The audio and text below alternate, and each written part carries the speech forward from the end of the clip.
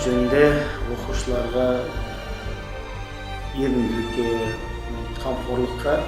багытталып, Семей каласында алимент жагынан төмөн отбасыларга көмөк ретинде осы Адал супермаркетинин эгесинин келишимимен Семей каласынын әкимдигинин колдоосуменен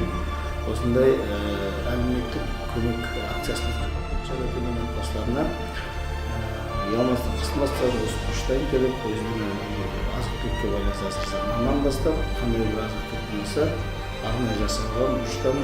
өздөрүнө керек жараттар, керек азык-түлүктү алып келип көмөктөшүп бар.